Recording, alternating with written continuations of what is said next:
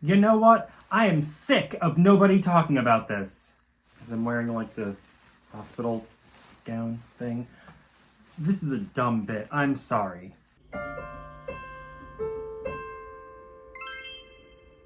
Hi, it's Susan, and today we are going to be talking about the 15 most homophobic Pokemon.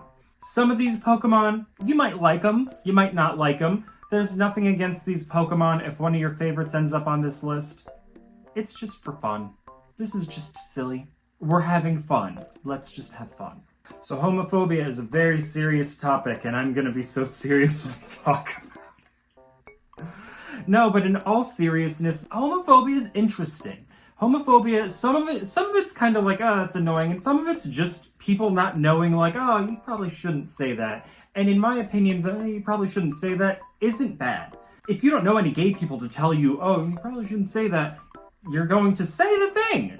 And you're not a bad person because you don't know not to say it. You're not a bad person for not knowing how to navigate the queer spaces.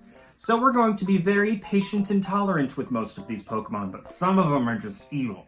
Some of them know what they're doing. Starting off strong at number 15, we have Toxipex. You may think, what is Toxipex doing on this list? Toxipex is clearly gay, and you're right. But Toxipex is a toxic gay.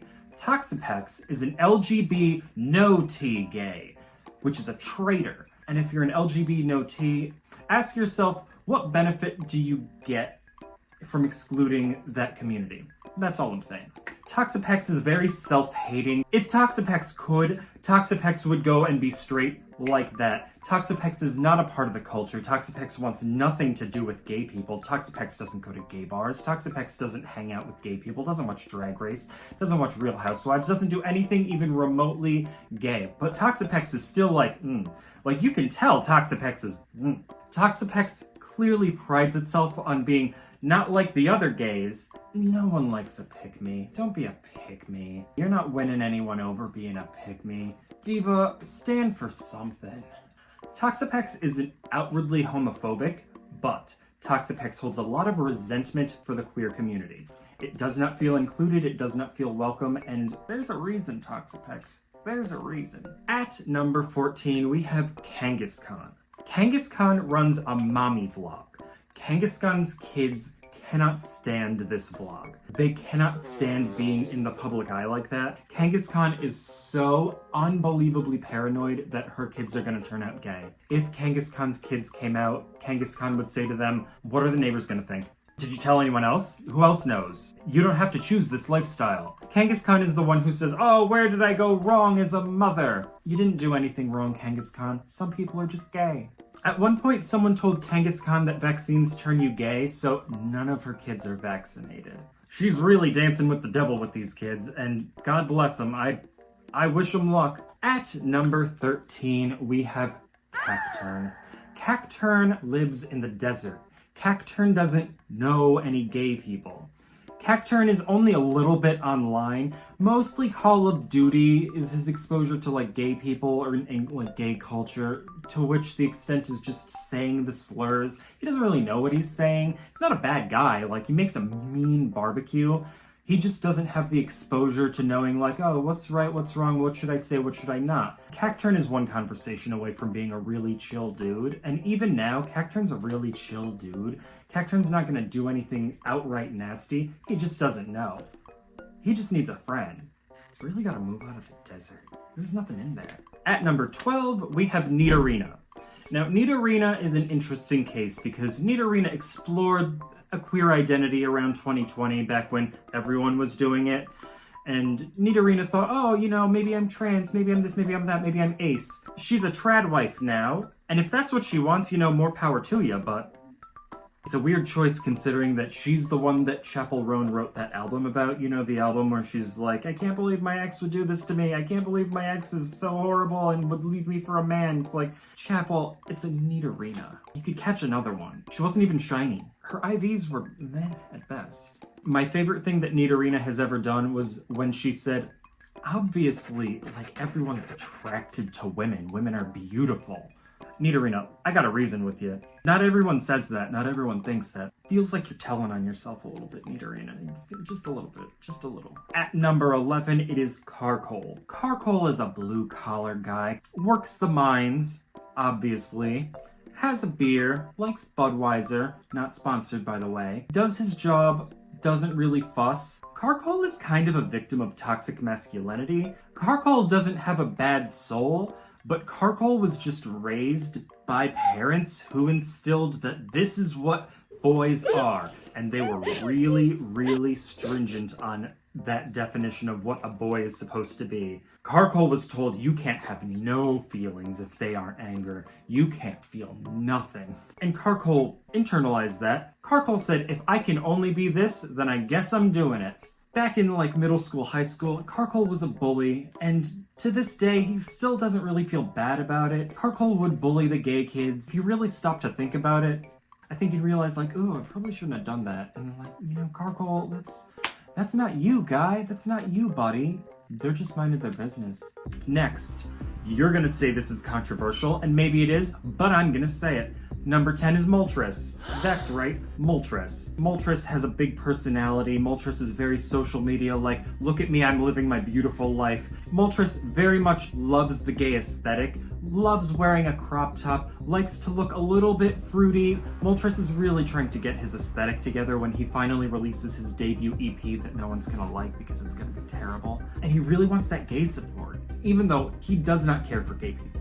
His social media has you thinking, oh yeah, Moltres is a great guy. Moltres likes to give to charity. Moltres doesn't do that. Moltres is all talk. Moltres says, I just gave $20,000 to charity. Prove it, Moltres. Show me the receipts.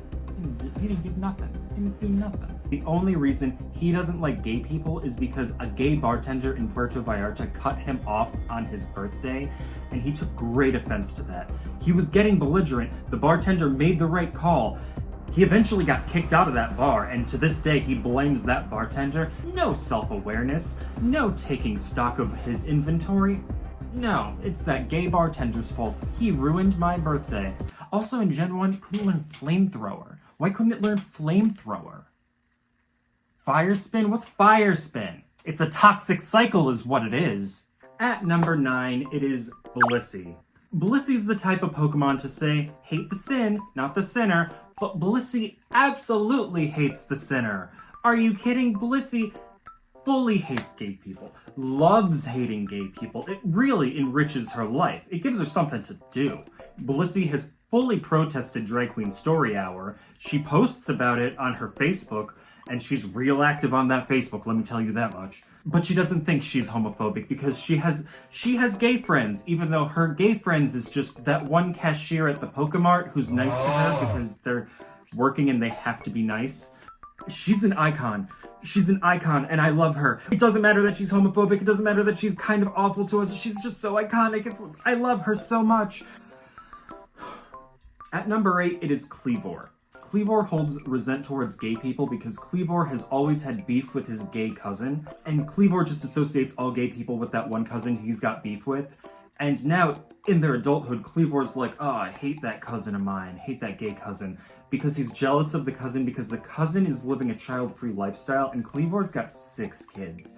And those kids are wretched. You can tell some of them need to see a psychiatrist because there's some screws missing up there. Clefable doesn't see that the kids need help and he needs to work on that. Clefable just sees his gay cousin going on all these trips that he can afford. Clefable has to go to the free spray park because he can't afford to go to Key West. Clefable, you made your problems yourself, my guy. You could have left that Ditto alone. You didn't. Clefable deliberately picks fights with people he thinks are gay when he goes out drinking. He kind of goes out drinking a little bit too much, and it's getting concerning, Clefable. At number 7, we have Conkeldurr. Conkeldurr is one of those guys that says, well, I'm fine with gay people as long as they don't hit on me. Conkeldurr, let me reason with you. We're not gonna. We don't want to. Conkeldurr's friends with Machamp and a whole bunch of the other fighting types. Machamp is not gay, but Machamp loves gay attention. Secretly, Conkeldurr is jealous that Machamp gets that gay attention because he just wants to feel good. but he's not getting it, so he's kind of just saying, well, as long as they don't hit on me, just to protect his own ego. Conkeldurr will also say the F slur to your face, but it's because he respects you, and it's really weird. So, like, thank you, Conkeldurr, and bless Conkeldurr's heart. It has like 6 gay friends, and it has no idea that they're gay. They talk about the gay experiences and being gay and all this, that, and the other, and he just thinks that they're his buddies joking. It goes right over his head. It's not even being launched over his head. It's not even something to get. He's somehow like dodging the point. Can't even be mad at the guy. At number 6, it is Alolan Graveler.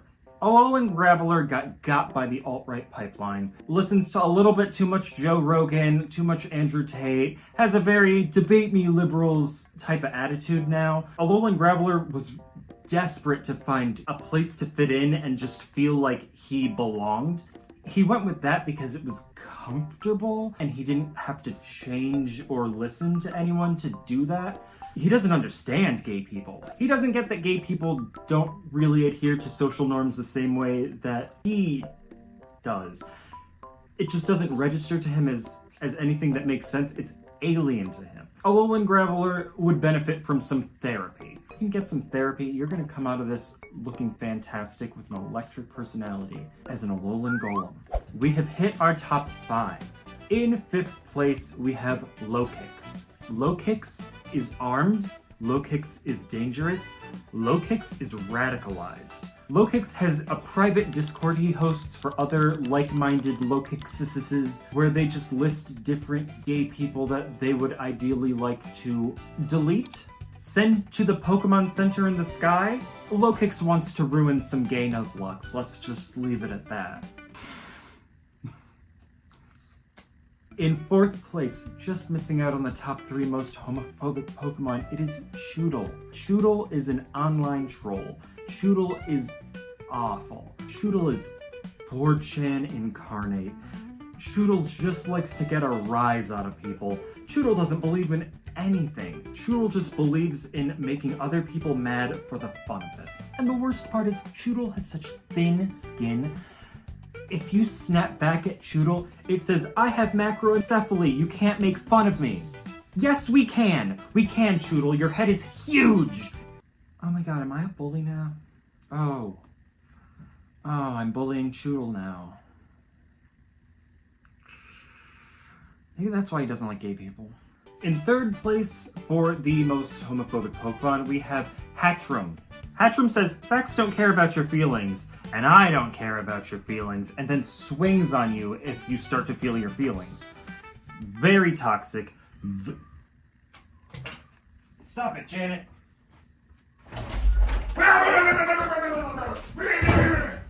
Hatchram thinks that being gay is a choice, and Hatchram's hat isn't gay! It's not gay, guys! It's not! Our runner-up for most homophobic Pokemon is Diggersby.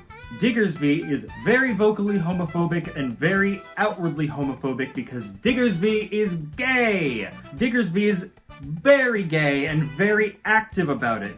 Diggersby is on Grindr, and Diggersby does use Grindr. Diggersby is so insecure and so self-hating. He projects all of this nonsense out into social media, out into the world, and then behind closed doors, Diggersby's just unpleasant. No one wants to hang out with Diggersby. Diggersby isn't nice. Diggersby isn't good company. Diggersby doesn't even shower all that often. Diggersby's gross. Diggersby is such a victim to the fear of being perceived as gay, he doesn't wipe. Somebody said wiping was gay to Diggersby, and Diggersby said, oh, better not do that. Every year, Diggersby gets the biggest, newest, shiniest truck possible, and he can't afford it. Diggersby does not have new truck money. No. And he's not using it to lift nothing. He's not using the truck to move a thing. I'm just saying. Sorry not sorry, Diggersby. You aren't iconic for that homophobia. And in 1st place, the most homophobic Pokemon is Ferrothorn. Why? Because there is a meme where Ferrothorn is homophobic. It's already out in the universe. If there's a meme about it, sorry Ferrothorn, you're homophobic. What did it do to be homophobic? I don't know. but it is homophobic, and I think that's hilarious. So congrats, Ferrothorn, for being homophobic. I wish I had more to say about it. I didn't even know that Ferrothorn was homophobic until I was doing research for this video. So congrats, Ferrothorn. Homophobia! We love you! This is so weird. So that is the video. So I'm going to end things right here. Like, comment, and subscribe. I'm trying to do this blah blah blah. You don't care. Or you do. I do my best to read all the comments. I try and respond to as many as I can. I just want to let you know I see you and I love you. Even if you don't love me, I still love you. We're all friends. We're all having fun. This doesn't have to be all that serious. So I'm gonna go because I want to. If y'all have any ideas for what I could do next, like, by all means, I'll steal them right away and I'll credit you. And this is a puppet I made. Her name is Kayla and she's horrible. Ow! She used to only speak French. I can't speak French, so every time I would use her, all I could say is, Bonjour, je m'appelle Kayla, j'aime faire roller derby avec mes filles. Which means, I'm Kayla and I like to do roller derby with my girls. Bye, Kayla. Yeah, I've taken enough of your time. Have a lovely rest of your day, and if you have the opportunity to do something good that makes you say, I did something good today, seize that opportunity.